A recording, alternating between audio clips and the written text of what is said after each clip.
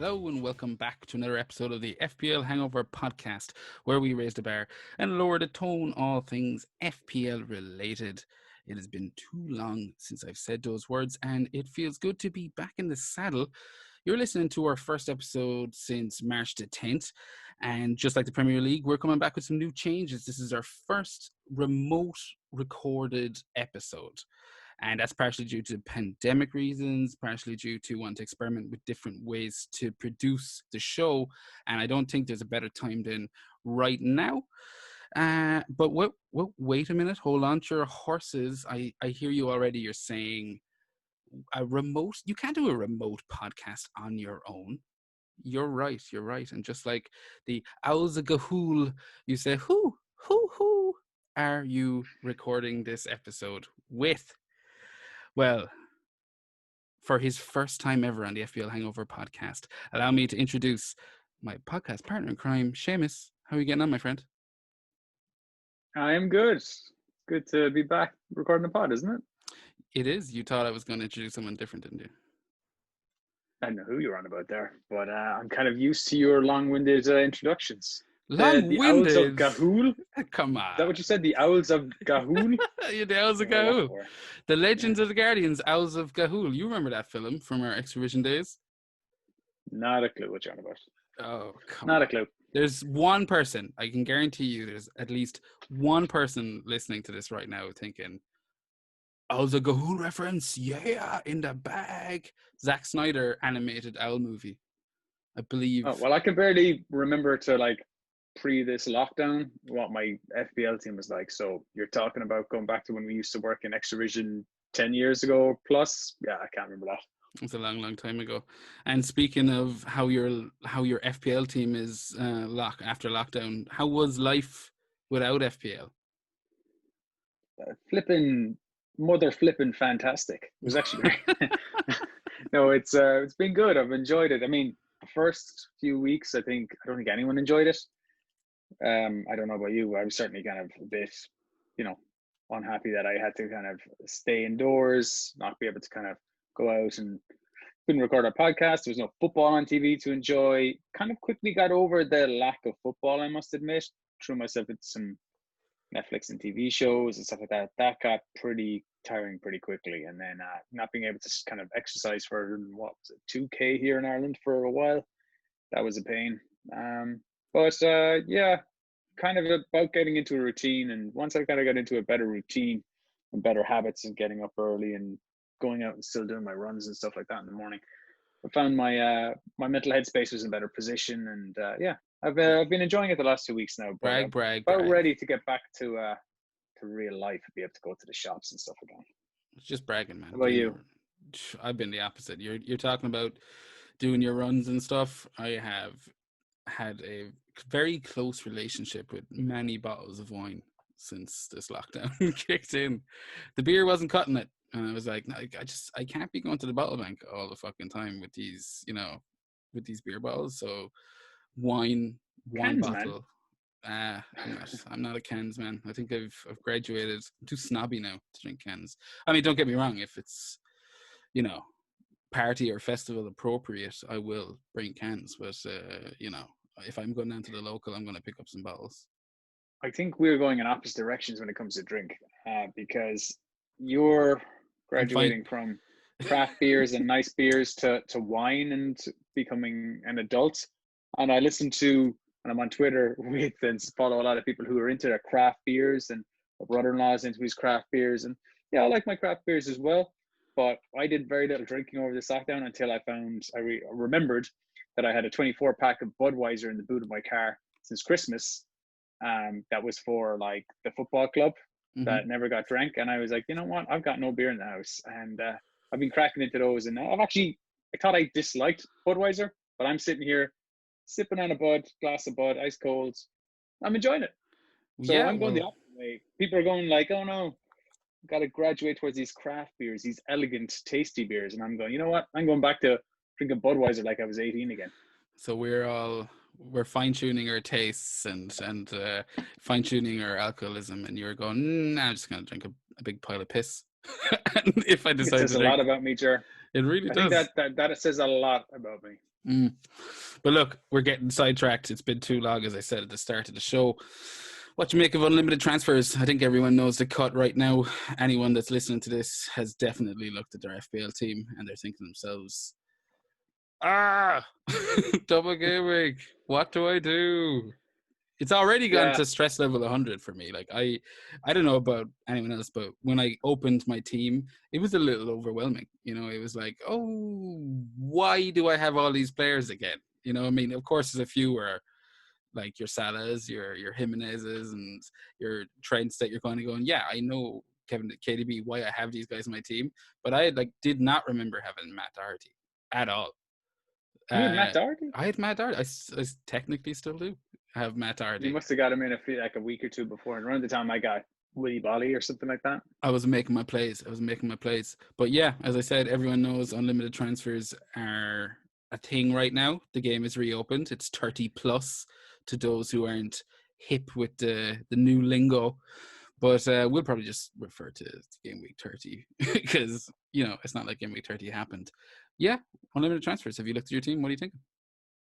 Yeah, I had to look at my team to remind myself who I had on my squad, and I'm just looking here at my game week. What would have been my game week 30 team? And there's players now I'm like, oh, I'm not very happy with some of these players. I had Perez in my team. I remember in game week 29, I could have had Barnes. The week before, I went for Perez, and you cleaned up with some massive points that week, something 19 points, I think, or something like that. He got 2 goals and an assist. I had Perez who didn't play, and I had like fucking some shit come off the bench.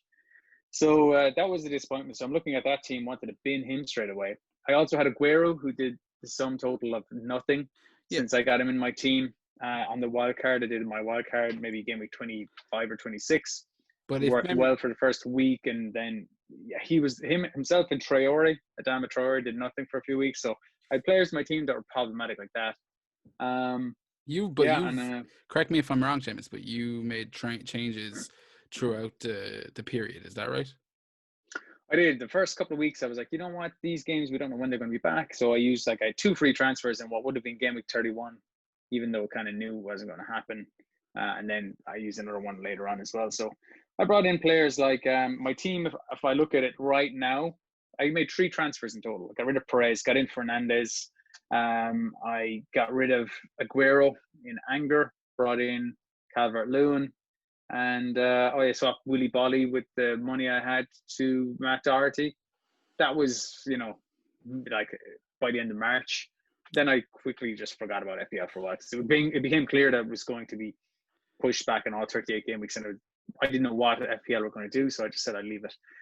I've been on Twitter again. I deleted Twitter from my phone. Went back on about 2 weeks ago when they announced the games are coming back. I was like, okay, this is it. It's going to be started. It took a while for FPL to even announce what was going to happen. And I was a strong advocate that what I was saying at the time was wildcard, but what I actually meant was really unlimited transfers. I meant the wildcard that had to be used like the end of the game week 30 plus deadline. And I thought that was the most sensible thing to do. And I think that's what they've gone with. It's going to engage more players. I think it's the best way to go. People were saying, oh yeah, but what about those people with wildcards? It's not going to benefit them. Like, I think I don't have a wildcard. I know you do. And considering this is a double game week and is going to be the only double game week of the season, unless there's more delays because of coronavirus or something like that, puts someone like you in a brilliant position that you can free hit into like a team just for double game weeks. Also play your bench boosts. You can fill up 15 players with double game week players and then just wildcard the following week straight out of it. Yeah, I think it's kind of split people into whether or not the unlimited transfers was a good idea is kind of moot at this stage. It is what it is. There is unlimited transfers. I didn't really think too much about it until I came back and just dealt with what was given, because I was like, yeah, that makes the most sense. As you said, it kind of exposes it to the maximum crowd, but it's put people in camps now in basically that not only is FPL coming back, everyone is unlimited transfers, but we're coming back into a double game week. And again, people listening to this, they know what the crack is right now. They know that Arsenal have Man City and Brighton away, and Man City have Arsenal and Burnley at home.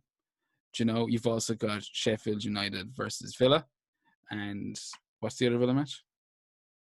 The other Villa New match is Chelsea. Yeah. at So home. Sheffield United home to Villa, Aston Villa at home to Chelsea. Yeah, and Sheffield United away to Villa and Newcastle. So like what? It's a strange one. It's not only is it the beginning of like restarting the season, it feels like the beginning of a new season, but we're coming into it with a double game week. It's got to be something kind of new. I don't know if I can remember this. The closest I can think to it is the time that they handed out wildcards because the servers were shit in game week 1, you know, and then all of a sudden game week 2 was kind of like a bit of Yeah, a there was well, not really a wild card, but to me, I always call that a wild card, but I guess you'd call it the same. Unlimited transfers in what would have been ahead of game week 2, well, I think there whatever technically season was that a would have been 16. wild card that season. Wasn't that the thing? Did they actually give a chip? I actually can't remember. I don't know why I'm going into that. No, I don't think you could bank it and bring it forward. I think you could just make unlimited transfers Yeah, if you wanted to that for sure. day. I could be mistaken. No, you're right with that. You're right with that. I just couldn't remember if there's an actual chip. I don't even remember if there was actual chips back then, because chips are relatively, you know. I know there was. I don't know which chips. It could have been the all-out attack chip could have been in play at that stage. But yeah, no, there was definitely unlimited transfers at that stage, but they had to be using that debit. It gives advantage to certain people. I was in favor of that. Like I was proponent of that. Sure, they surely have to do that. It makes the most sense because there are people out there who kind of like me would have made those free transfers each week and sculpted their team, which isn't really fair compared to the casual players. I mean, all it's fair and no more, I guess, in FPL. So Mm. if you actually have spent the time and well, like you're benefiting from being proactive about it, that's all well and good. But like that's only really favoring like the FPL nerds like myself. But I'm not even that much of a nerd in that. After a few weeks, I was like, screw this, because you don't know what team you're shaping up for. For example, I got rid of Aguero, and now he's got a double game week. So probably want to get him back maybe. Or Aubameyang. I know you had Aubameyang in your team. I don't know if you got rid of him, but like you could have gotten rid of these players not knowing that. Oh, I'm just getting rid of a double game week player. Well, that's you don't know when exactly it's come back. It was due to come back in. Wasn't it due to come back at the start of April or start of May or something like that? And then that got pushed back. Imagine you were making your plans because you were going right. It's coming back in game week 35, and these have lovely fixtures from 35. That didn't happen.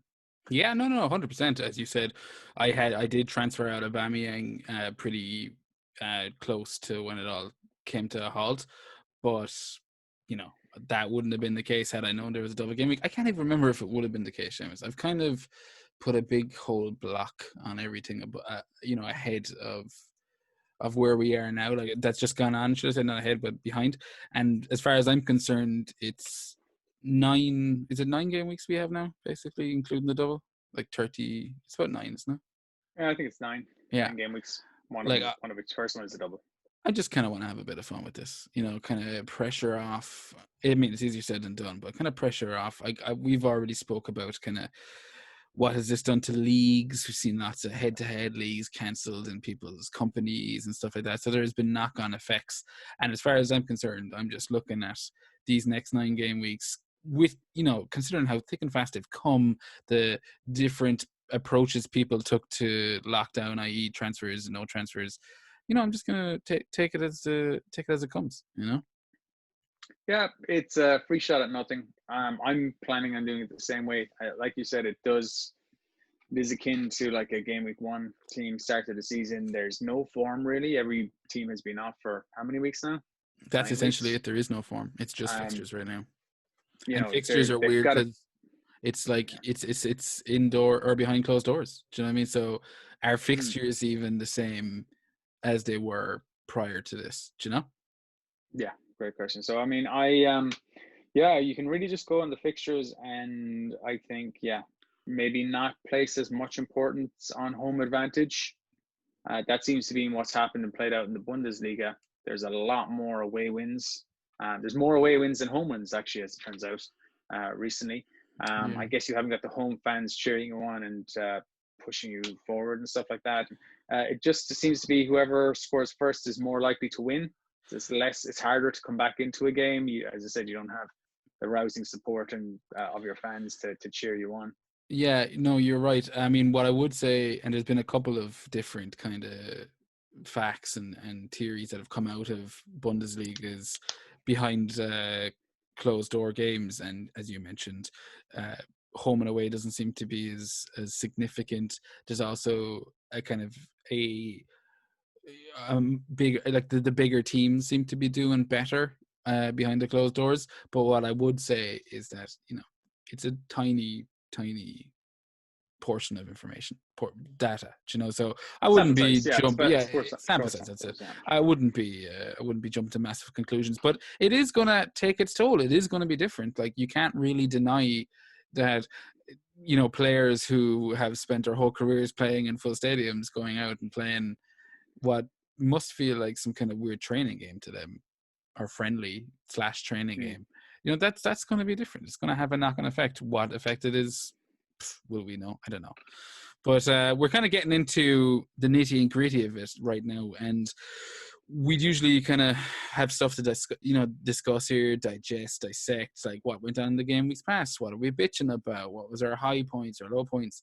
But we don't have any of that shit, as you said. We don't even have form to really be relying upon. So I reckon, Seamus, that it's about time we hit the drunk tank. Yeah, so look, I'm going to start with a question we have here from Steve Scully. He fired it into us there only a small while ago when he heard we were recording. Straightforward one, basically the best way to get into it. Is it worth doubling or loading up on this week's double game week? And will this be the only double game week of the season? So just to answer the second part of that question, first of all, this is the only planned double game week of the season so far. Unless there are delays caused by, you know, more coronavirus outbreaks or players testing positive and games are abandoned or cancelled for that reason, which are then postponed to a later game week. But the season is pretty compact. Before, like, you continue, that there has been confirmation of a Norwich player recently confirmed positive for COVID-19, and he had recently played in a friendly against Spurs or whatever that was. So, like, that's instantly kind of shook me a little bit in terms of this thing could actually fall apart in a couple of weeks. Do you know? Absolutely. Hopefully not, but it could. The protocols are saying, I read this online actually only today, and I was working today, so only could be online for a small period of time. No one seems to be too worried about this potentially causing a cancellation of either Spurs or Norwich's games. I'd be a bit worried about that. I think this kind one of putting me off the likes of Rashford and Fernandes a small bit. Like, I have both of those in like kind of a draft I'm doing at the moment. But seeing as that game's not until Friday against Spurs, you know, we may not hear about that until later in the week. But I'll be keeping a close eye if there's a potential for the Spurs United game to be cancelled because they've been in contact with a player who might have tested positive. That would worry me. Yeah, I feel like they have protocols put in place. Like, it's not like they didn't expect one test result to come back positive, you know, at least one. So I'm sure they have like a threshold where it's like, oh, fuck, this is where we need to cancel it. But I'm saying that, you know, if it in 3 weeks' time, what are we going to be looking at? I don't know. So I don't want to dwell on that too much. It puts a bit of a downer on the episode. So we'll just kind of deal with things as they are. But as it stands, Steve was kind of talking about, like, is this going to be the only double game week? Steve, this could be the only fucking game week. You know, like, this could be all gone to pot in 7 days' time. You know? Yeah, true that. True that's the way I'd approach it. It's kind of how I'm approaching my chip strategy at the moment. We'll get into that later. And the first part of Steve's blast off all those chips as fast as you can before the entire season is cancelled. I saw that. That was when it all kind of came out, like what was going to happen with the unlimited transfers. I definitely saw that floating around Twitter, and I can't give credit to whoever said it because I genuinely don't remember. But I instantly thought, you know what? That's a solid fucking plan. It's just like, blast these things out of there because we might not get to game week 30 fucking 8, you know? Yeah, you could be kind of just looking at wherever you finish at the end of game week 33, 34 and have an asterisk next to it. And if you've gotten into the top 50K at that stage, you can say, I finished top 50K that season. But the season didn't finish. Yeah, well, I still got there. I probably would have finished there anyway. Exactly. Not to cut Steve's question short, what was the first part of it again? Just to make sure we hit it. Yeah, should we load up on double game week players this week as a result? Which is an honest question, solid question, and it kind of depends on your strategy and what chips you have remaining, I think. Yeah, no, for sure. And there's a few more questions, I believe, in the drunk tank that's going to lead us into the different approaches, like what way we can kind of take this. Like Yeah. there's like I'm cutting across you there, Seamus. It's a bit weird. As I said at the top, this is our first remote one, so there's that tiny little bit of lag or something that I'm not used to. Or it's the visual cues maybe aren't as Maybe. I've no problem usually just cutting across you like when we're sitting next to each other. So I don't know why I'm kind of like being more respectful when we're in different different rooms or different apartments. a tad But bit. just to go through what the double game week teams are, what their upcoming fixtures are, because if you're talking about loading up on these players, Steve, and you don't have a wild card, or you don't to just move these players out a while afterwards, you're going to end up stuck in your team with a lot of Man City players, Arsenal players, Aston Villa players, and who did I leave out there? Sheffield United players. Some of those teams you may not be too concerned about staying in there. It might go, look, Man City are a top team. I want to load of Man City. I don't care if I have 3 Man City players. Sheffield United, they're doing really well this season. I don't care if I have 3 of those. You probably don't want 3 Arsenal. You probably don't want 3 Aston Villa. And I'd even make the case that I'm not sure I want 3 Man City players. They're not inspiring me to invest. I mean, you got to question how motivated they're actually going to be. The league could be well wrapped up by the time they play Liverpool in game week, 32 plus. We can drop the plus, Seamus. No. Well, I know I'm going to do it. Their next few fixtures, okay, they've got like home Arsenal, home Burnley. The first game week back could be tricky. We're all expecting lots of goals. What we've seen is defenses are a bit crap since the teams come back, because it is harder to organize a defense. Once the defense is organized, it can be hard to break down, but it can take teams a few weeks to kind of be all on the same wavelength and be sharp, and they haven't been training together for too long. So they've been training it apart. So I think there's going to be lots of goals. I don't think there's going to be too many clean sheets this first game week, maybe even the second game week. That's my own personal opinion. So there could be goals. But at the same time, Man City are one of these fluid kind of attacking units. And maybe it's going to affect them that they haven't been able to like practice their interchanging positions and stuff like that too much in the last few weeks. And they've got nothing to play for, really. The league is gone. They're just playing out the league. They're kind of waiting for the Champions League, and we don't know what the story with that is, really. So I think how much do you buy into this? They have nothing to play for kind of attitude. Quite a lot, as you can see. Yeah, no, because I would be the opposite in the sense that I know if I was a professional footballer and I've been sitting on my hole for the guts 3 months, I would be dying to get back out there. Fucking looking forward to playing a game again. And yeah, as we mentioned, there will be differences and things that will have effects, but I don't know about playing for nothing. I think they'll be geared up for it. Maybe I'm not giving Man City players enough respect in that regard, but I don't know. I see them as I don't see them as the sort of players that just love football for the love of the game. Yeah. I see a lot of these guys as not mercenaries. That's the wrong word, but I mean, certainly I think Sergio Aguero plays better when it's a bigger game, or when they're playing for the league title and stuff like that. I think if they're playing a nothing game and seeing out the season, like the first season under Pep Guardiola, when it was apparent they weren't going to win the league, they didn't seem too arsed. Seasons under like the final season under Pellegrini as well, when they weren't going to win the league and stuff like that. Again, they just went through the motions. Like, no, I think they're that sort of team. That's their fair points. I can completely see where you're coming from there. And then on the other side of it, the flip side of it, you have the likes of Villa, who have, as we said, home to Sheffield, home to Chelsea, and everything to play for. Like, they're fighting for their lives in the Premier League.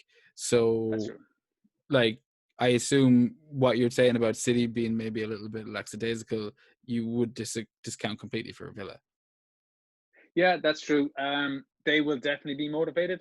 However, they have awful fixtures. That's the only problem with Aston Villa. So definitely I want an Aston Villa player in there for this game week.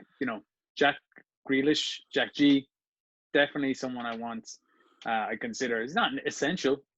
You could find better options there, but I think he's a great option, considering, he takes kind of set pieces and things like that as well. Home Sheffield United, home Chelsea. If I'm going by my theory that there will be goals, that they won't be too many clean sheets. Sheffield Wednesday, someone's going to score against Sheffield Wednesday. I imagine Jack is going to be involved in it.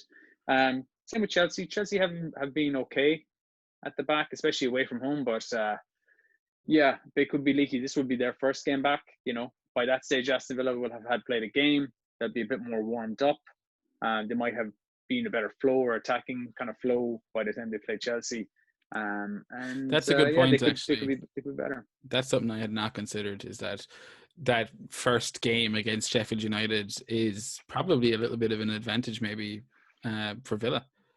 As you said, like Chelsea still kind of, waiting behind that curtain. They haven't come out yet. They're still kind of, a little bit anxious, a little bit kind of, how's this one going to go? Villa have kind of shaken that off. They've got the ring rust, hopefully, nice and loose around the joints. Yeah, and they're both home games, so they'll have played in that stadium. They'll have experienced it. It might be weird, it depends. You don't know how players are going to react, but they will have shaken a bit of ring rust off, as you say. And then those are two tough home games. Those are two teams that are pretty good away from home, and they're hard to break down. And then Newcastle away isn't too easy. They're tough fixtures. I don't think I want three players in that. I want Jack Grealish. I'm not going to load up on Samata. I'm not going to get I'm not going to near an Aston Villa defender, so I'd be careful loading up on those guys. Fair enough. What else have you got in the drunk tank? I'm sure we can bait around a bit more of that. Like, should you be loading up on double game week players? But what have you got? Yeah, we have a few different questions here now. Some of these are kind of like rate my teams. What do you think on this? Kean FPL on Court asked the question: for those of us without a wild card in our back pocket, do you feel a strategy of using a bench boost in game week 30 plus, with a balance of approximately 9 double game weeks and 6 single game week players, is that being overlooked? Would save the free hit chip for a later date if it's ever needed. So, what are your thoughts on that? He doesn't have a wild card in his back pocket, like myself. Do you think use the bench boost in game week 30 and just try and get maybe 9 double game week players in there? So you don't have to load up on. I'll let you take that, Seamus. As you said, you're the one that doesn't have the wild card. Like, what's your approach here? Okay, say I'm saying immediately there, I only want Jack Grealish for Aston Villa. That means I've got to get 8, going in his strategy, you want 8 players from Arsenal, City, and Sheffield United. I'm not sure about that. I could see going for triple Sheffield United. I could easily see going for like Henderson, defender, and Fleck. Or triple Sheffield United defense, maybe even. I don't know. They've got decent games. They've got Aston Villa away, Newcastle away. Then they've got Man United away, Tottenham at home, Burnley away, Wolves at home. So, 2 tough home games in their next 5 game weeks. So a lot is going to depend on their away form. 4 of their 10 clean sheets so far this season being away this season. So they can keep away clean sheets. The only thing to make a note of there is that Henderson is going to be ineligible to play Man United in game week 31 plus. So that's his home, the team he's known from. So I have him in my team, I'm going to keep him. I got to find a substitute keeper who's going to play in game week 31. That's something to keep an eye on. But I could go for 3 of those guys. Just getting back to the double game week, go for 3 of those. Don't know if I want 3 City players. You could definitely get 3 in there, but it's going to take up a lot of your budget because they're premium. Yeah. But we're all going to want De Bruyne. He's a lock. That's the thing. I think between De Bruyne and maybe Jack Grealish, like, you're going to have 2 of the most highly owned players going into this game week. But like, hitting on the kind of finer points of Keane's question there, and I think it's interesting because it's something I hadn't thought of. Is like, do you bench boost in game week 30 as opposed to free hit? Because from what I'm reading and listening to, a lot of people who have the wild card or who don't have the wild card are thinking, oh, if their team isn't set up, I'll free hit, ignore the unlimited transfers. Or if the team is set up, should I say, I'll ignore the unlimited transfers and, just kind of go straight into, keep the free hit and go straight into the following post-double game week matches, Yeah. The bench boost is not really going to be better used in a later game week, because if you use it in a different game week, they're all going to be single game week players. Yeah. So you could use it this week. I mean, this is as good a week to use it as possible. But I do think I prefer the strategy of having a free hit and then just loading up on City players for, what are two pretty good fixtures. Arsenal, Burnley. I know Burnley can be tough to break down, but again, if you go with the strategy, they don't really have a whole lot to play for. They're not going to get into Europe really, and yeah, they're probably going to be eager to get back and playing. But yeah, maybe they're sort of going to take a week or two to. This is going to be their first game back. Man City will be warmed up against Arsenal, who are a competitive team.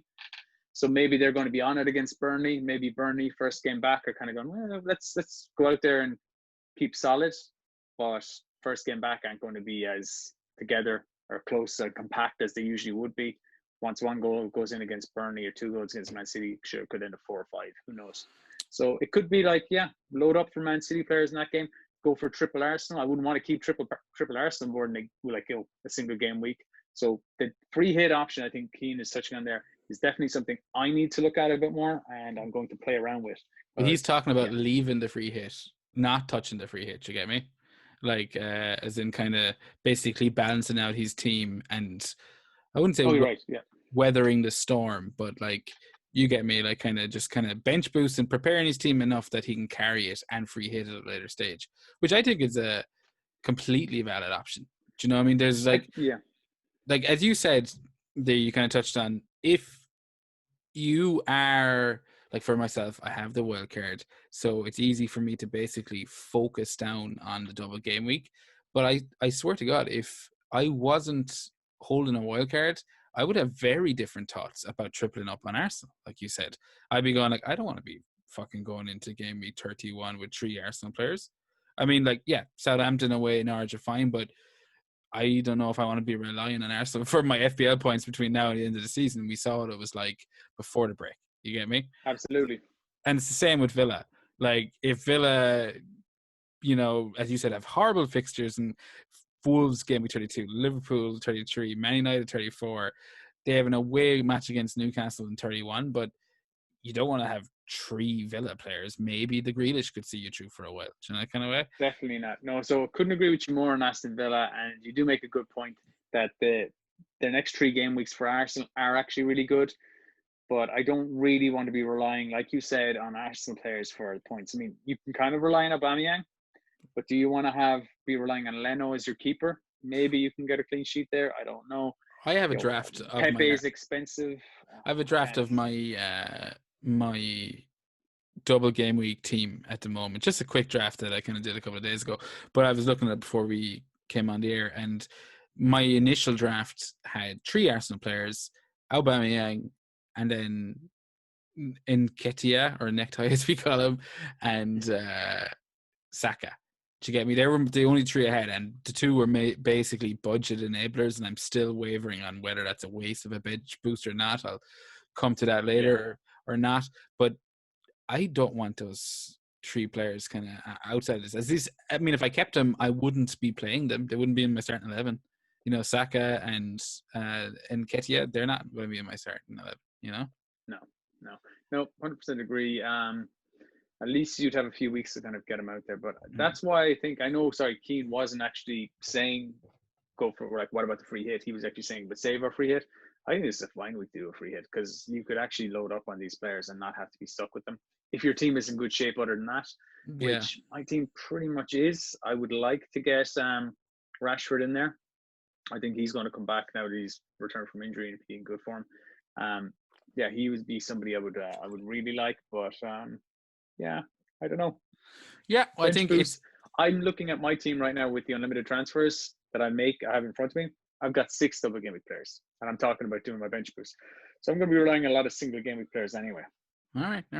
I think is a possibly a snaky little plan, Keane, and you should consider it. It could be. It's hard to tell what the majority is going to do, because you just hear the loudest a lot, and listening to FPL Twitter and all that stuff, you kind of realize that that's not necessarily what everyone's going to do. That's just what a very small portion of people are going to do.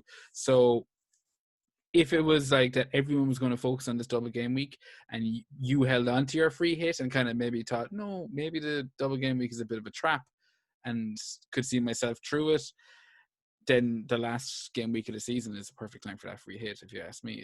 It's almost like another wildcard. You know, all the teams are playing at the same time. You might get a bit of leaked team information. And it's just like you're going into that last week with the team you think will get the most points. Do you know, which I always kind of like. Yeah, and it's the last game week season is always notoriously hard to predict which teams will bother showing up and which teams won't. It's an exhibition match for some teams. It's something else for other. Some teams are relegated, some teams are battling hard. So it's really hard to kind of predict. And this season could be even more unpredictable than most because of the fact that, the league has kind of been suspended for so long. The other thing to be aware of is there's going to be five subs in a game, right? That's coming in like but they can only be made at three intervals. Oh, I didn't know that. Yeah. Okay. Yeah, but what we've learned from the German league is that there's been a lot higher percentage of injuries since teams have come back, because to go from like not training or playing competitively for so many weeks to playing at a competitive level, there's a lot of soft tissue injuries that are going to knock you out for just 2 weeks. 2 weeks could miss you 3 game weeks in this period, because they're coming so thick and fast. So you're going to see lots of injuries, a lot more injuries at least. So we're going to need to be using our benches a whole lot more. So you can't really have dead players. But the other good thing about it is you're going to see a lot more substitutions. So the likes of Nketiah and Isaac Hayden, players who might be your 5th player on a team, Saka, who may not get game time in another game week, will get game time. The likes of Williams from Man United, if he doesn't start, he will come off the bench. So there's going to be points here and there. Yeah. Whether that's for good or for bad, I don't know. I mean, it's probably good for bench boosts, but you're probably not going, there's not going to be a situation where like, oh, I really hope this player doesn't come on because I want to get these points off the bench. There's a good chance if somebody's in around or just on the edge of the first team, if they don't play, there's a more of a chance they'll come on. So, that's it. I mean, that's good for those fringe players like Nketiah that you're talking about, things like that. Who's the other guy that plays up front? I can't even think of his name. Plays up front for Arsenal that we had in our teams for a while. Well, Lacazette. Well, look, there's an honest question. Maybe someone like Lacazette or Gabriel Jesus for Man City. What about those guys? They're going to be like Aguero likes to be hauled off early with all these games coming so thick and fast. Maybe he's coming off after 55, 65 minutes again, and Jesus is getting 35 minutes plus getting 65 the next game. So Lacazette could be the same. Honest questions we need to kind of consider here. Ballsy, I'd still say go with the most nailed on option, which is, Aubameyang and Aguero. Fair enough. Complicate things. I hope we didn't. Keep it simple, Seamus, Keep it simple. Seamus is right. That's a bit of a tongue twister. I hope we didn't butcher that too much, Cian. Seamus, what else have you got for us in the drunk tank? I think it's FPL. Sorry, go on. You think? No, I was just going to say, at FPL Rogue is asking a question, like he plans on bringing in Pogba in a couple of weeks' time. I don't know why a couple of weeks and not straight away, but he's wondering, will he be a bandwagon by then? And if yes, should he rejig his master plan now? So, yeah, he thinks Pogba's going to be big in a few weeks now that he's back from injury and seems to be playing alongside Fernandes. Should he just get him in now, or should he hold off and wait a couple of weeks? What do you think? I definitely wouldn't get him in now. I think that's dreadfully quick. I think you can definitely see how he sits in with Fernandes and the United. I mean, when was the last time he played for United, Seamus? Do you know? Oh, it has to be by around Christmas time. Exactly. Fucking yeah. January, I think even then it was just a handful of games. So no, I think it's a must wait and see. But in regards to whether he'll be a bandwagon in a few weeks, I don't think he will. Rogue. I think Fernandes. I think the options are too strong and in Manchester United right now. Now this is all assuming that they continue the same form they had at the end or before the break, but the options with Man United between Rashford, out of position Martial, Fernandes, and if Pogba was to come good, that's going to dilute it automatically, because I think people are going to load up in the likes of Rashford and Fernandes. They're going to be massive picks, and I think Martial will be the classic, he's out of position and relatively cheap. I think he's in and around the same price as him. Yeah, I think he's going to dilute it. So I don't think he'll be a bandwagon, but I also don't think there's much of a panic to get him in. It's absolutely the opposite of a bandwagon, I'd say. What's the opposite of a bandwagon, James? Damn squib. A damn squib, possibly. Maybe. I've never. I would say this: Martial is always classically underowned in that he could be scoring like the same or similar points to someone like Rashford or Pogba, and he will be the less owned of all those players. But he will definitely attract some attention away from Pogba. I do think that Fernandes is the bandwagon du jour, and I think he will already, he's already on like 17% ownership, will continue to get owners. I'd be going for him, but I would keep an eye on Pogba too. Pogba is only ever like a haul away from getting a massive bandwagon. So if he scores 2 against Spurs, you'll see investment starting to move towards him. Do you not think Fernandes is going to put a bit of a block on that? Well, I want to see the Spurs game. I want to see how they line up, and I assume Fernandes is going to be playing the more advanced of the two of them. Yeah. And Pogba would be kind of put in a kind of more box-to-box position alongside either Fred or McTominay, with Fernandes kind of in a free position in front of him, of the head of the tree. I don't think it matters what fucking position you put Pogba in. He's going to play however the fuck he wants. You can give him rough guidelines. They link. Yeah, exactly. Who did they play against there? They played against, was it West Brom? Is that right? This yesterday, I think, and they played them twice, and they lost 2-1, and they won 3-1 in the second game. They kind of played 2 different games, so something like that. I think I heard. So they lost 1 game to West Brom. So when they're playing together, so maybe it's going to take a bit more time to settle in and get used to it than we realize. Yeah, no, exactly. But good question, Rogue, and. He also alluded to any secret barbers that we might know around the place. I believe he's let the freak flag, fly high for the last couple of months, Seamus. Yeah, it's like that Bruce Springsteen song. He's got a secret barber. Has he? It's a great song. Yep. You might be Secret Garden, but I think Secret Barber works better. I'd listen to that song about a secret barber. Yeah. Either way, I'm not divulging any barbers I have at the moment because actually, no, Seamus, you will divulge some information, please. I don't know. Who has been my cutting illegal barber trade? Who's been cutting your hair? No one's been cutting my hair. No one's been cutting my hair. That's as long as it's gotten 3 months. Yeah, well, I had just cut it just beforehand, so in that sense, so it's not too bad. Yeah, back inside, I got the wife to kind of trim at one stage, and it's kind of starting getting long again, but. No, yeah, for those who aren't aware, this episode is also being recorded visually for the first time, another first. So some things mightn't transfer straight through to audio, but for me, that was perfect. You got to see Seamus show off the back and sides. What more do you want for your playing with the all hair? Yeah. If this ever gets out there, you'll get to see what I look like and what you look like. I think you look exactly like everyone thinks. Like an intergalactic spacecraft haulier, as FPL Chieftain once called me. Yeah, I think that was probably the nicest thing anyone ever said to me in my life. So I'll take it. Yeah. He's a nice guy. All right, so we've got a few more questions in the drunk tank. Now, a lot of them are related to actual individual teams. Do you want to go through some of these? Yeah, I mean, bait out some of the interesting things about the teams, Yeah, so look, one of the teams here is from Arrogant Denai. At Arrogant Denai _. And he's looking for a possible review in his team. I don't know if we want to go through the entire team here because it's going to bore our other listeners. But he's showing up his team here, and he's saying, look, what do we think? His plan is possibly, so he's got Mahrez in there for the double game week. And he's talking about in game week 31 plus swapping Mahrez out for Bruno Fernandes. So he doesn't have Bruno Fernandes in there at the minute. He's got double Man City in Mahrez and De Bruyne, Ederson in goals. And what do we think of that team? Have you got the team up in front of you? Yeah, no. I'm getting to it. I just realized then I was like, oh, I need to see this one. But no, I have it here in front of me. Yeah.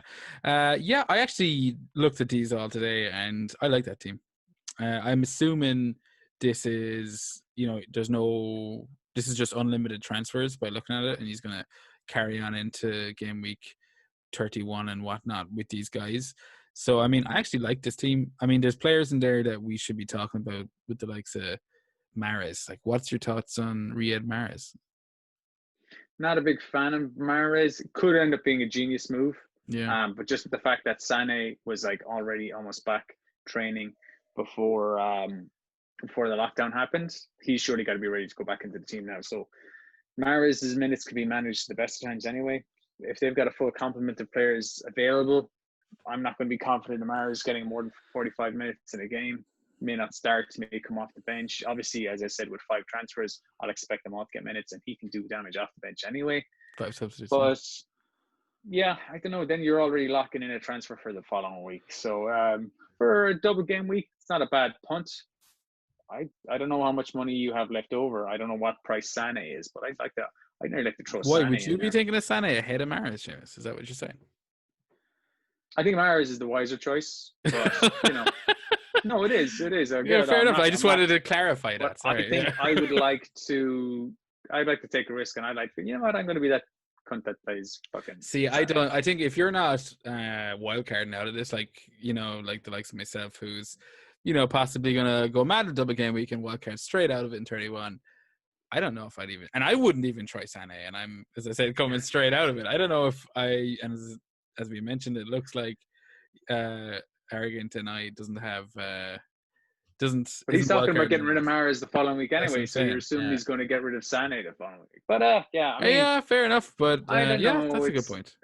I've never been a big fan of, like, when Mahrez is in form, I like him, and when I know he's in the team. But you never know what Pep's going to do anyway, and who knows if he's got how much minutes he's going to get.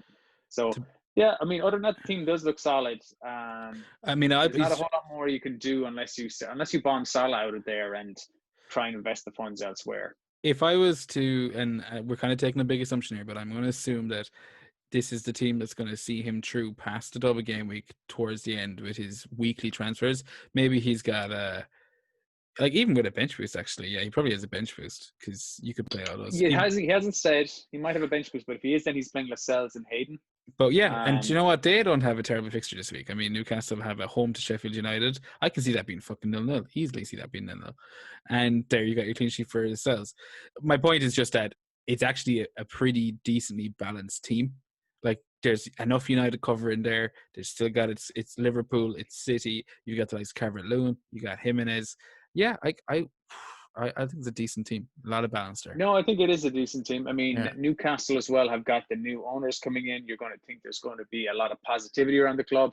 I think these are, you know, you're talking about teams that are going to be motivated. I think they're definitely going to be motivated. They're going to want to show that they want to keep me on in this new regime. I don't want to be one of those players that are just bombed out of there with new players coming in. They want to keep the likes of me. So I think like Lascelles is a good option who he has there and things like that. Yeah, he's I like the fleck pick. You know, I like the fleck pick, which he has. And he's got Maguire in there. United defender may not be a bad idea. Yeah. I mean, you've got me addicted now. I'm looking at some of these other pictures that's been sent in. We've got one in the drunk tank from Conk FPL. He's a regular in the show. And he's saying, sorry, James, I'm going to jump across your thing. No, you go for it. He's saying, should I try get Albin and lose value? I really want to try attack the first week back. I bought Salah for 12.3 and DCF for 5.9. I have my second wildcard to clean up any mess I make after this game week. And I think, like, again, we're not going to read out the team from start to finish, but there's a couple of things that's interesting me right there in the sense that he's got 3 Sheffield United defenders straight across the back. He's got Egan, Bash, and McConnell. Like, that's an approach people are surely thinking of. For those that are, it's clear that he's attacking this game week one way or another. Whether he goes full tilt or not is a different story, but he's wildcarding out of this, like with 3 Sheffield United players, aren't you? You're not going to continue them outside of game week 30? No, he's got his bench boost available. I can see that here because it shows his shifts that he's got available. Yeah, I assume he's playing it because he's got Leno and Saka on the bench. So obviously Saka's like a cheap Arsenal player, but look, and he's got that. So he's got 3, 6, 7, 8, 9. He's got 9 double game week players, 6 single game week players. So that's a good start for a bench boost. And as I said, he can free hit out of it. Sterling is a really good, interesting option here. He's keeping Salah, but his forward line is weak then with Abraham. He's got competition from not only Giroud and Batshuayi, but now Timo Werner. But that's kind of, is Timo Werner with Chelsea now? He is, right? Is he available? I don't even know if he's in the game. Has that been confirmed? That's a I'm Great not going to question. sidetrack it, but I'd be very surprised if I haven't seen Timo Werner mentioned once in all of the podcasts I've listened to since it all came Haven't out. listened to a single one this week. All right. So I'm I going to gotta just say, paste that by no this. way is Timo Werner in the Chelsea squad right now. How would that be fair to the rest Yeah, of the teams? well, But I don't know. Terms haven't been confirmed. I yeah, mean, but after signed and being able to play in the previous season's a bit different, isn't it? I think actually, is it the 1st of July team players are able to sign up? Yeah, I think it's 1st of July. He might be able to sign up. I don't know. Either way, But yeah, he's got Abraham against Aston Villa. That could be a good shout. Yeah. Andre Ayew, Calvert-Lewin. I think I would go for, I mean, in my own team, it's kind of the same. I've decided I can either have Salah or Aubameyang. And at the minute, I'm kind of edging towards Aubameyang, if I'm honest. Got better fixtures than next 3.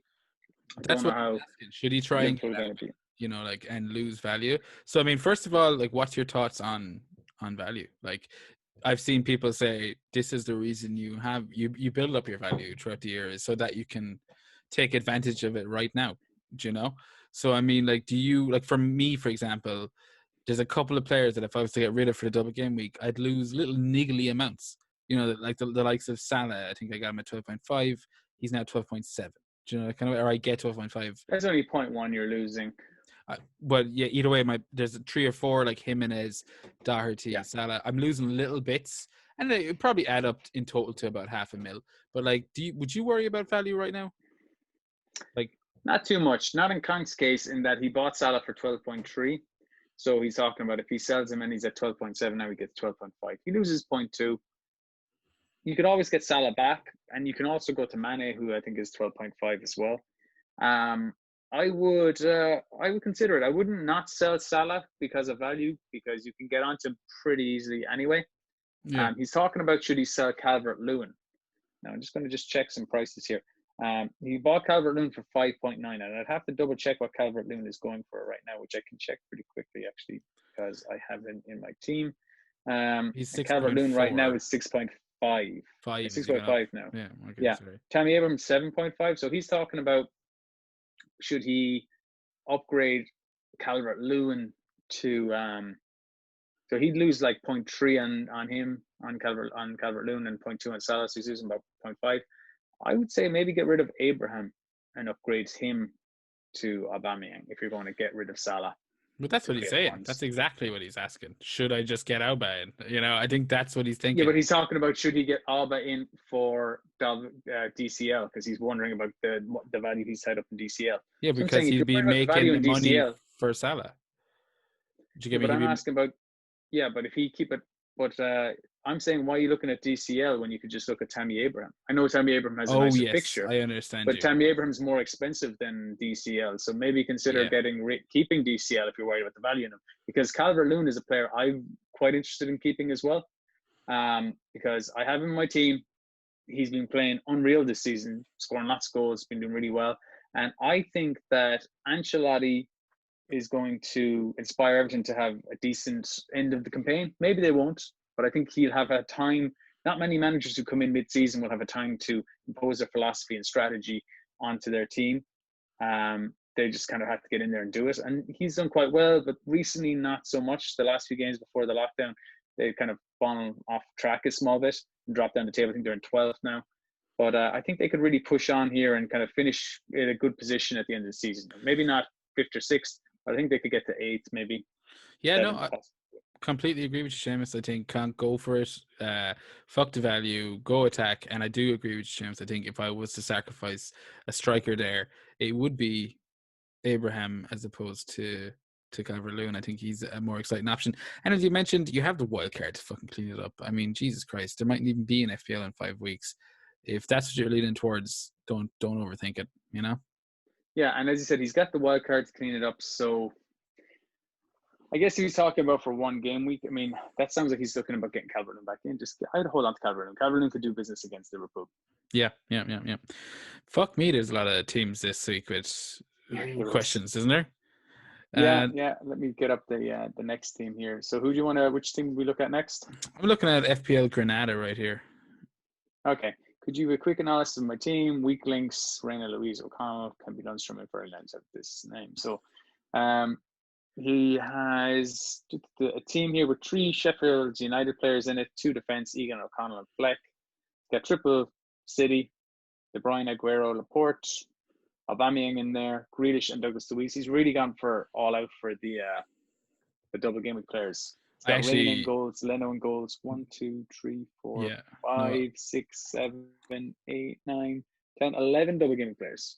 That's how you fucking do it, man. That's how you go for a double game week. I like it. There's things I could nitpick there. I could nitpick having an Arsenal defender. I could nitpick, a few bits and bobs. I'd be worried about the likes of Laporte. What's Douglas Luiz going to return?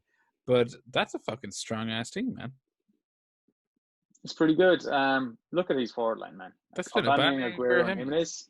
Yeah, that's pricey, the big make weight there. I think Granada is like, you obviously have no Liverpool attacking cover, and assuming that's just for 1 week, like just for the double game week, I think that's fine. I mean, I'm not too sure how Liverpool away to Everton's going to go.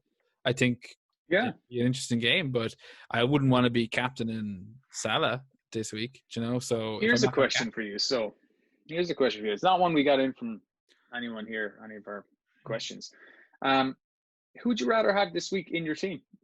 Salah or Sterling? They're about the same price. They're 12 point something. Salah's more expensive.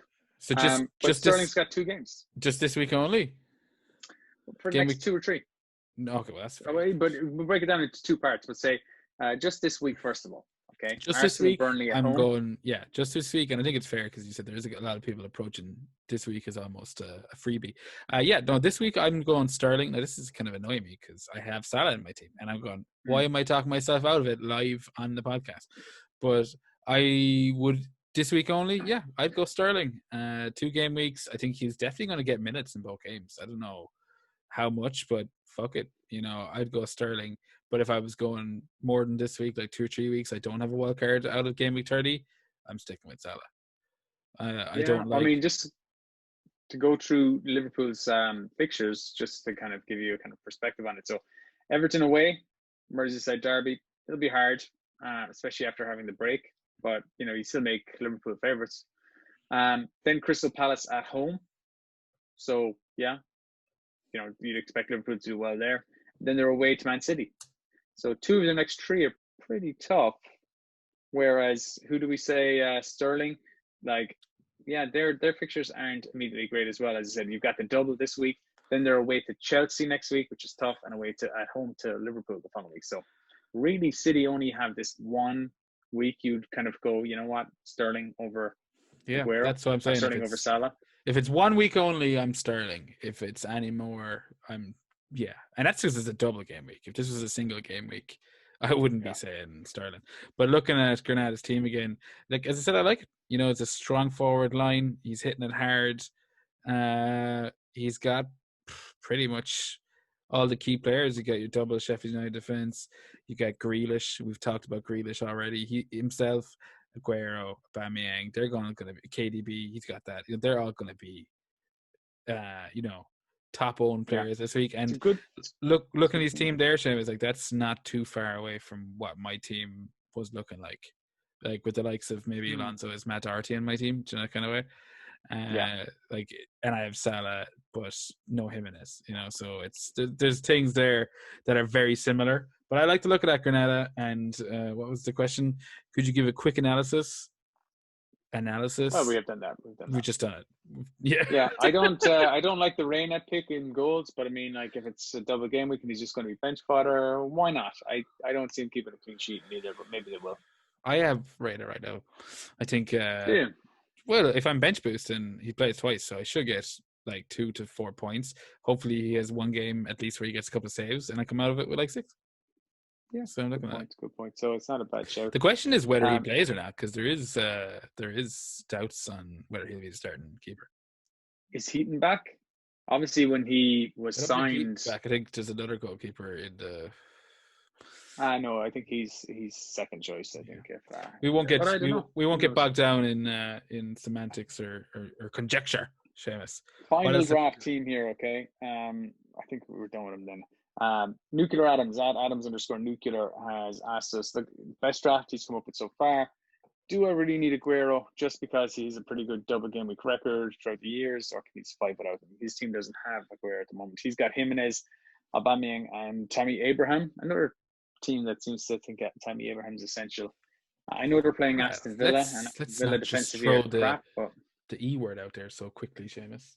You know, the E word, essential. Oh, essentially, yeah. I don't know. I mean, Tammy Abraham. Maybe I'm overlooking something here. Maybe I need to be considering him more. But I think it's just I'm not immediately looking at that. I think it's a plum match against Villa. Villa have conceded so many fucking goals, you know, and they're thinking, yeah, maybe. I mean, for the price and considering how well Abraham started the season, I don't think it's strange that people have him in there. But focusing on the Aguero part of his question, do you think Aguero's, and I hesitate to use the word, that's almost part of the word essential now in FPL, and I hesitate to use the word, or I don't like the word, but essential, you know? Is Aguero a must-have? No, I don't have him in my draft team so far. No, fair enough. If I was free hitting, I probably would. Well, fuck me very much then. Yeah, I don't have him in my team, but he's great. If I could only afford Aubameyang or Aguero, I'd go Aubameyang. Okay. That's my own personal opinion. Because I think Aubameyang is more likely to start both games. And Aguero, again, I mentioned, I don't know what sort of, maybe I'm doing Man City a disservice. I don't know what their motivation would be to go out there and spank teams. Fair enough. Sharing his minutes with Jesus until match fitness is built back up. I think Pep Guardiola will be very conscious of that. So unless they go into an early lead against Man City and they've got 3 or 4 by the 50, 60th minute, which they could do, or it could we just be as likely that they're not in their attacking groove and he's done nothing. I don't think he's essential. Yeah, he's got a good double game week, but most people don't. This is almost like a game week 1 fixture than anything else. And I don't know if we all remember game week 1 of this season. Raheem Sterling scored a hat trick. Yeah, well, there you have it.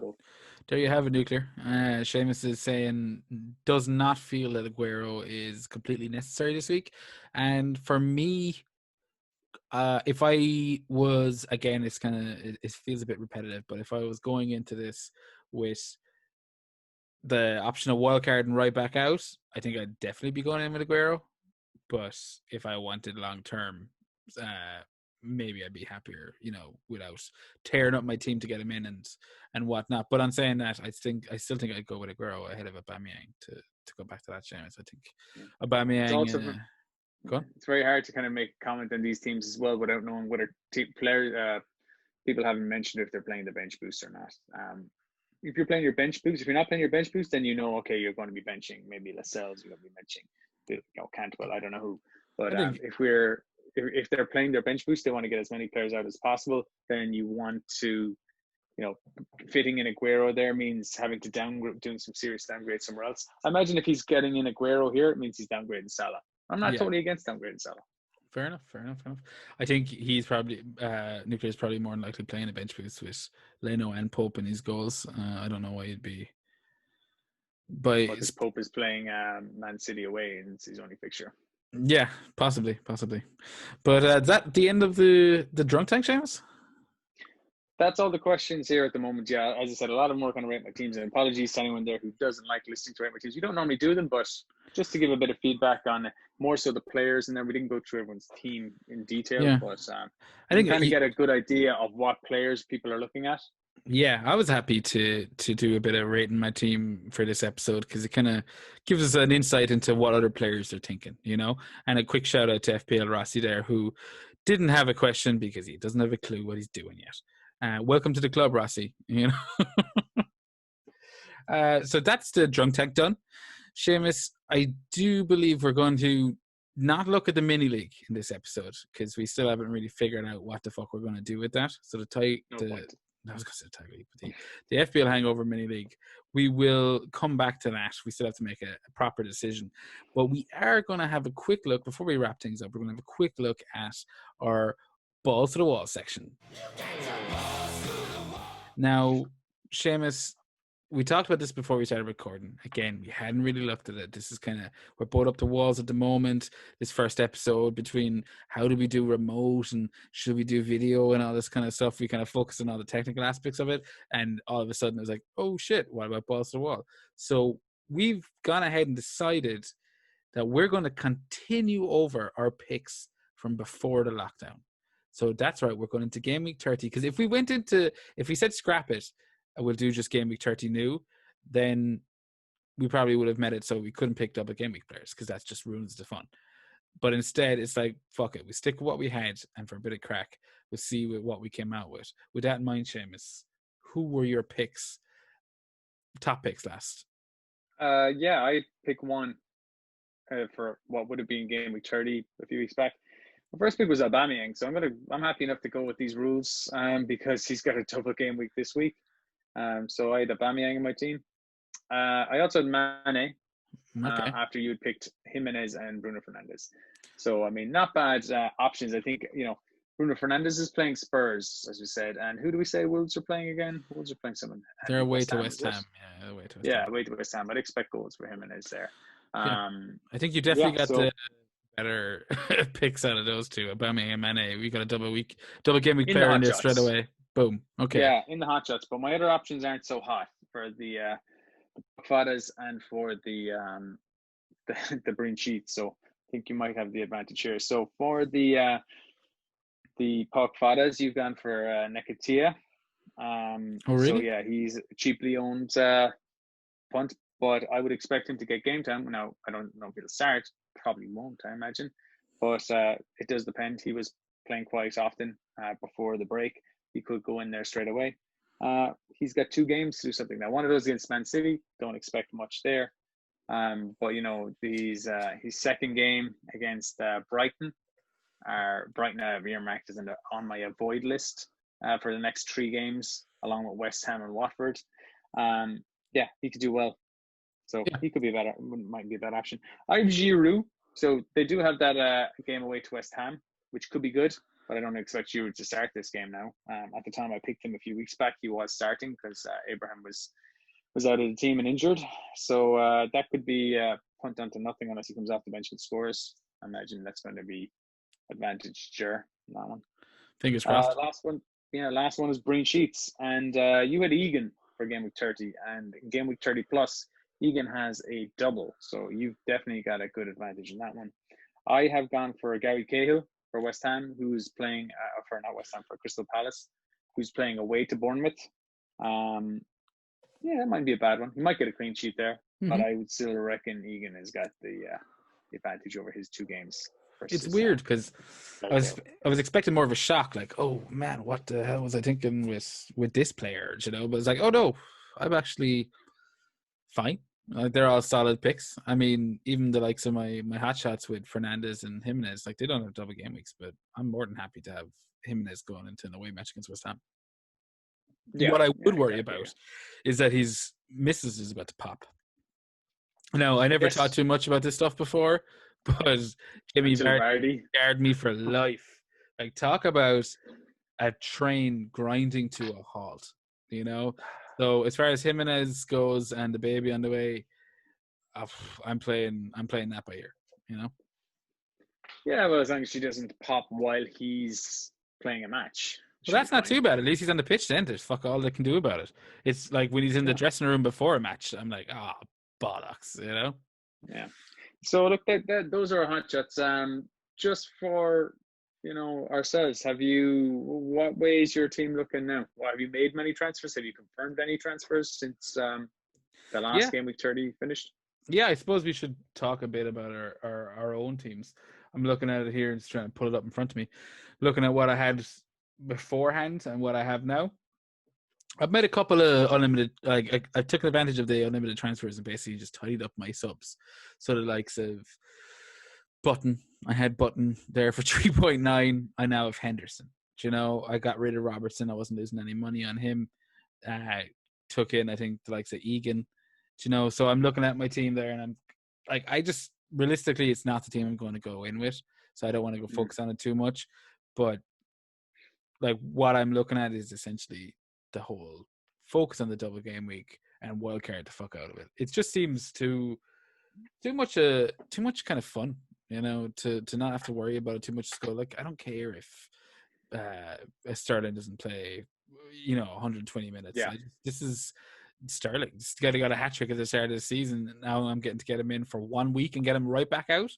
Fine by Yeah, me. I'm totally envious of your position right now. I mean, I was an advocate that everyone should just get these unlimited transfers or wildcard, whatever way you want to call it, for this. And if you have your bench boost and your wildcard, you have just got the option. Like you don't normally have the option of wildcarding and playing a bench boost at the same time, which is what you're basically getting this week. Normally you have to wildcard, wait a week, and then bench boost, and who knows what might change in that week. But you have that option this week, and then just kind of get rid of all the dross afterwards. So exactly. I would totally be doing that. I would be loading up on triple Man City, triple Sheffield United, probably just triple everyone. Get 12 double game week players in, and then just have good players either side of them. I think Jack Grealish has to be in there, De Bruyne has to be in there, and stuff like that. And then maybe you want Raheem Sterling instead of Aguero. Maybe you want Aguero instead of Raheem Sterling. Maybe you want to be different and you want to go with Mahrez, like you said. Maybe you want Laporte in there. Maybe you want Ederson, but fuck it, have them all in there. I, at the minute, don't have this option. So unless I free hit, I could free hit into 11 game week players and not play my bench boost and save my bench boost for later. Yeah. But I think I might just free hit, use my unlimited transfers, play my bench boost, even if it's only playing 6 double game week players. I think it might be better than the free hit, and just I think that's stick what with players I'm happy to keep. Was getting at the top of the drunk tag. That's what he was getting at, but he was talking about having like 9 double game week players, and I can't find 9 double game week players I would want to keep beyond this game week. Oh, yeah. So you're thinking I'm going into it with I'll tell you the guys I've got my team who I'm happy to keep. Aubameyang, I'm happy to keep you on this game week. De Bruyne, Grealish, I have Henderson goals. I would be happy to keep a second Sheffield United defender like Egan, and I have Fleck in there at the moment. But Fleck, I could go triple Sheffield United defense, but I went double before the break, and didn't feel too comfortable. It worked well for a while, but it wasn't great when they lost a clean sheet. I'll give it that. So Fleck he's not too prolific. No, I think he's got 4 goals, 4 assists this season, something like that, something similar to Lundstrom. But it's he definitely a solid has pick. it in him. I have him in my 5.0.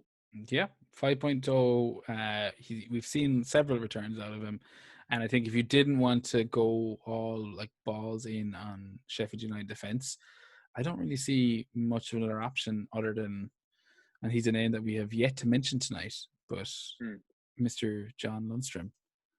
Yeah, he's definitely a good option. I have Egan just for budget reasons.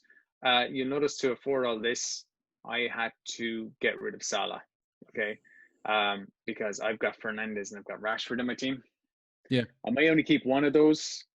At the minute, I've got them both. But even if I think I downgrade Rashford, who's the more expensive, to somebody who's like, what is it? If I downgrade him to something 6 million, save 2.8 plus the 1.3 in the bank, I still wouldn't be able to afford Salah.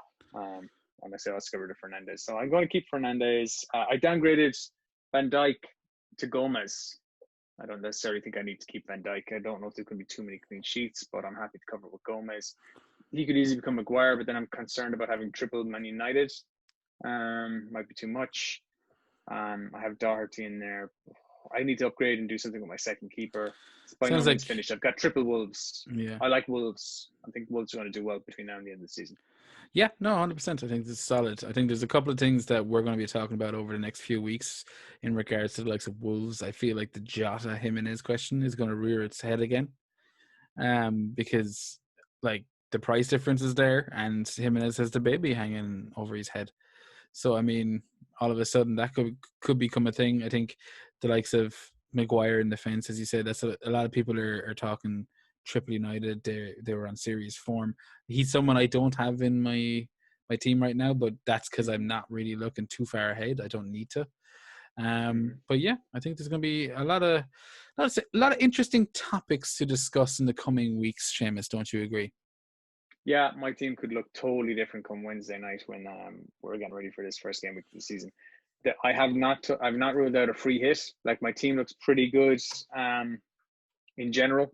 I could just keep my team and just free hit this week and just load it up with double game week players, which I might do because I Yeah. don't really see what way I would play my free hit later on this season anyway. This could be just as good a time. I'll have to consider it more.